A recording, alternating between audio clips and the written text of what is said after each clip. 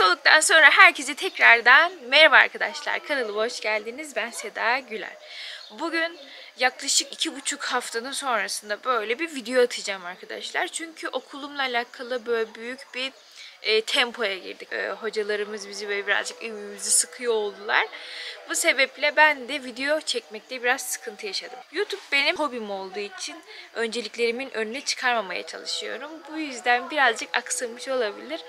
Takip eden ve soran herkese çok teşekkür ediyorum. Bizim bir bağ evi var, bir de normal ev var. Eve gittim işte havalimanından sürpriz yapacağım diye. Kimse yoktu evde. Ben de böyle bağ evine gelmek zorunda kaldım. Birazcık takıldım, hasret giderdim. Şimdi de böyle oturduk ve size bugün muş yemeği yapacağım. Muş'ta çok meşhur olan bir çömlek yemeği var. Sizlere buradaki yapışa özgü tanıtmaya çalışacağım inşallah. Yani bugün size muş güveci yapacağım arkadaşlar. Şöyle şimdi sebzelerimizi doğradık. Sonrasında baharatlı bir şekilde etimizi de sebzenin içine koyup daha sonra onu çömleğin içine koyacağız. Böyle patlıcanlarımızı, biberimizi, çok fazla biber patlıcan girmiyor be. Biz konserve koyduk. Giriyor mu? Bunun içinde neler var? Patlıcan, biber, domates ve et var arkadaşlar. Sonra bunu bu çömleğin içine koyacağız. Buraya koyduktan sonra arkadaşlar sonrasında ateşte pişireceğiz. Şimdi arkadaşlar içindeki yemekleri şöyle yavaş yavaş koyacağız.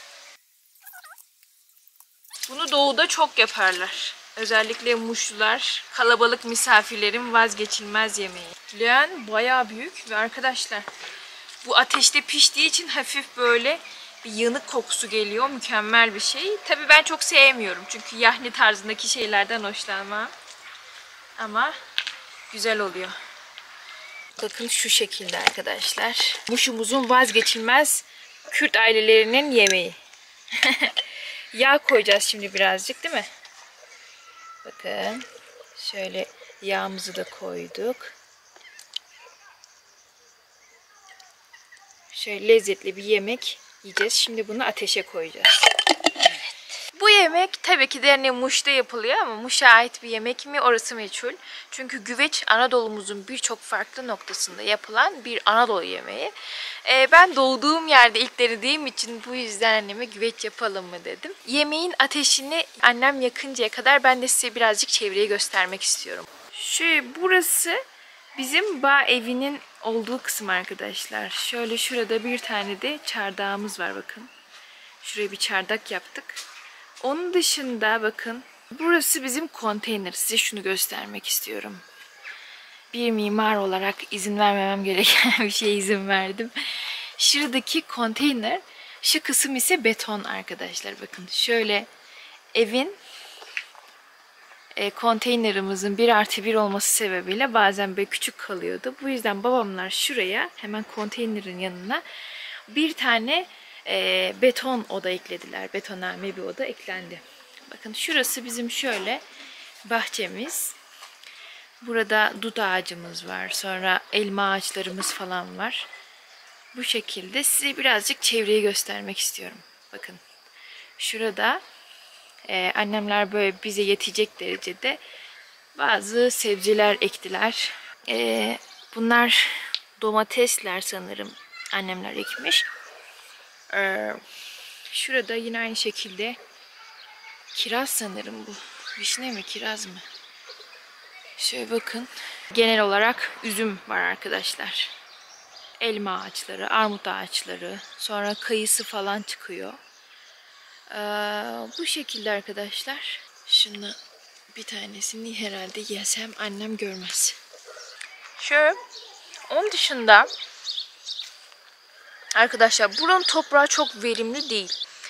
Bu yüzden hani böyle çiçek falan ekemiyoruz. Biz buradaki toprağa odunsu bitkiler dışında çok da bir şey ekemiyoruz arkadaşlar. Annem buraya girdiğimi görse muhtemelen bana kızar. Çünkü bahçeye girmemizi çok istemiyor. Bozuyormuşuz, basıyormuşuz herhalde. Bu yüzden ben yavaştan kaçayım. Bahçe genel olarak bu şekilde arkadaşlar. Bakın şimdi şu an bahçeden çıkıyorum. Bahçemizin kapısı nereye bakıyor onu göstereceğim. Şöyle ben buraya tekerlek yapmıştım, merdiven yapmıştım da yağmur yağ aşınmış.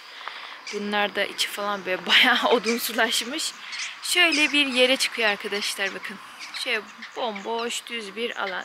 Şu ileride kovanlar var, görüyor musunuz bilmiyorum ama balcılık yapıyorlar arkadaşlar aynı zamanda bu boş arazide. Buradaki toplum yapısı genel olarak hayvancılık ve tarım üzerine zaten. Bu yüzden Muş ilimizde de böyle balcılıkla uğraşanları görmek mümkün arkadaşlar. Neyse biz gidip çömleğimizi yapalım. Birazcık takipçilerimin canını çömlek çektireceğim. Özür diliyorum ama maalesef size bunu göstermek istiyorum. Bu yüzden çekeceğim görüntü için canı isteyen herkesten tek tek özür diliyorum arkadaşlar. Şu dış kapıyı da boyamıştım bir ara. Bir ara bende şey vardı, burayı ilk yaptığımızda 1-2 sene önce falan. Her yeri boyama hastalığım vardı. Yani şurayı da boyayalım, tekerlekleri de boyayalım diye kapıyı da boyamıştım. Yeşile boyadım arkadaşlar. Dışarıdan görenler inşallah türbe kapısı falan sanmıyordur. Öyle bir renk oluştu. Biraz canlansın değil mi? Hayat enerjimizi gösterecek bir şeyler üretelim istiyorum. Şimdi şöyle ateşimizi yakacağız arkadaşlar. Bakın şuradan ateşi görüyor musunuz? Mükemmel duruyor. Soba gibi bir şey yapmışlar babamlar. Soba demiri bu. Ve onun üstünde böyle çömleği yapacaklar. Bakın şöyle yemeğimizin görüntüsü piştikten sonra çok daha güzel olacaktır. Birazcık yağlı et kullanıyorlar çünkü daha lezzetli olduğunu söylüyorlar. Ama ben dediğim gibi sevmiyorum ya bu tarz yemekleri.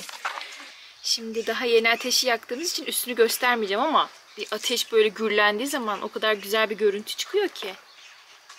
Bakın şöyle Şeymoş da bize erik toplamış. Buranın eriği güzel oluyor ama. Ya elma sevmem ama erik severim. Şunu göstereceğim. Bakın şurada arkadaşlar, yani Muş kültüründe şalvar diye bir şey yok aslında. Yani şalvar giymezler, etek giyinirler genel olarak. Ama ben bunu Şeymoş'a Urfa'dan aldım ve o da beğenmiş olmalı ki giyiniyor. Ve bence gayet spor duruyor. Değil mi? Evet. Beğendin mi? Güzel. Değil mi? Hı hı. Neyse. Şunun adı neydi ya? Banyo teknesi mi diyoruz? Şunu atacaktık ama dedim ki atmayın. Şunun içine toprak döşeyeceğim arkadaşlar. Sonra içine çiçek ekeceğim. İnşallah yani. Şöyle bakın. Şurada. Şöyle bir şey. Şurada bir tane karga türü var. Gördünüz mü? Çok tatlı. Şunu da belirtmek istiyorum. Bakın şurada karga çeşitlerimiz var. Burada kuşların türlerini fotoğraflıyorlar arkadaşlar. Eğer sizin de bu alanda bir ilginiz, alakanız varsa siz de Muş'a gelirken böyle bir aktivite ortaya atabilirsiniz arkadaşlar. Bunu tarladan getirmişler. Yeşil soğan taze. Gerçekten sevmem ama buradaki yeşil soğan tadı çok böyle tatlımsı ve güzel arkadaşlar. Şunların da biçilmesi gerekiyor. Yani böyle birazcık kısaltmak gerekiyor ama kesme makasımız yok şu an. Onu getirdikten sonra oraları da böyle güzelce bir keseceğiz. Bu yemek Muş'umuza ait tamamıyla bir yemek değil aslında. Şöyle düşünebilirsiniz. Muş'un birçok meşhur yemeği var. Bu Anadolu'nun tümünde yapılan bir yemek aslında. Muş'a özgü ne yiyebiliriz? Birincisini söylüyorum Muşlu biri olarak. Çorti. Gerçekten çorti Muş'un en meşhur yemeği. Nasıl yapılıyor? Lahana var ya, lahanayı böyle kesiyorlar, aşla falan birlikte böyle pişirip hafif ekşimsi bir tat veriyorlar arkadaşlar. Onun dışında helim aşı var. Helim aşını inanın ben bile yemedim. O yüzden gelip yerseniz çok şanslısınız. Ne diyebiliriz? Muş köftesi. Muş köftesi hani Antep köftesi falan var ya böyle uzun. Öyle değil de buraya fotoğrafını koyarım bir köşeye.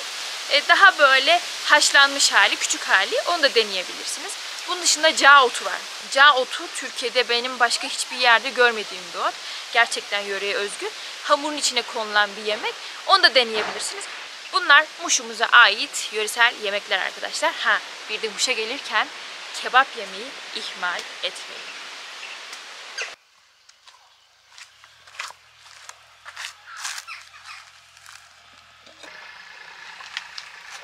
Şöyle göstereceğim.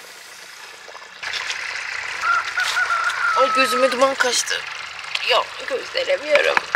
Bakın şöyle arkadaşlar yemeğimiz pişme aşamasında, karıştırır mısın anne? Bakın şöyle. Arkadaşlar kaynıyor. Acıktın mı anne? Acılı böyle bir şey.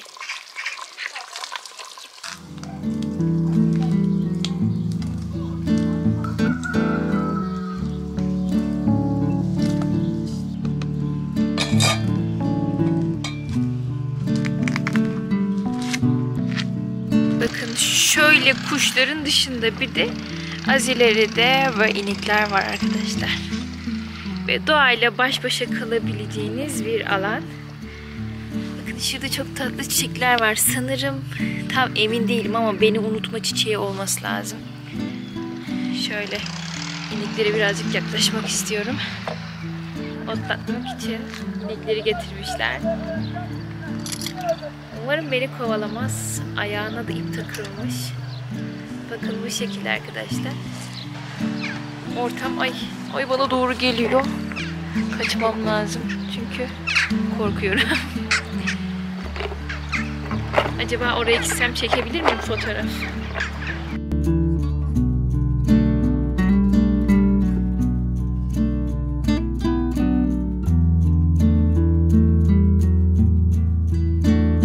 Bence gayet iyiydim değil mi? Güzel bir sergi yaptım size arkadaşlar. Normalde çok korkarım. Bir de kimin olduğunu bilmediğim için saldırır diye korkuyorum. O yüzden neyse bu kadarlık çiftçilik bana yeter. Artar bile arkadaşlar. Hayatımın en zor anlarını yaşadım diyebilirim. Çok korkuyorum çünkü kocaman arkadaşlar. Öküz gibi yani. Gerçekten öküz gibi. Kinaye yapmıyorum. Neyse ki bir şey olmadı. Neyse gidelim biz yemeğimize bakalım arkadaşlar. Ben tabağımı getirdim. Birazcık yemek istiyorum. Çok koyma anne. Temsili olarak göstereceğim. Bakın. Şu şekilde. Tamam. Yeterli bana. Bakın şu şekilde bir yemek çıktı arkadaşlar sonucunda. Bunu genelde şeyle tüketiyorlar. Muş'takiler. Hemen göstereceğim. Bakın şöyle bir ekmek var. Bu da Muş'a ait bir ekmek. Tandır ekmeği diye geçiyor. Şöyle bandırıp şununla beraber yiyorlar arkadaşlar. Arkadaşlar yemeğimiz pişti. Size ufakça böyle Muş'ta yapılan bir yemeği göstermek istedim bu videoda. Umarım beğenmişsinizdir görüntü olarak. Merak etmeyin. Yerken size göstermeyeceğim canınız istemesin diye. Yani çok isteyen olursa böyle görüntüden bile memlekete gelince bize yazın. İnşallah size ısmarlamaktan çekinmeyiz. Burada olursam tabii. Çünkü bu hafta tekrar İstanbul'a dönüyorum. Bir sonraki videomuzda görüşmek üzere. Umarım o zamana kadar kendinize iyi bakarsınız.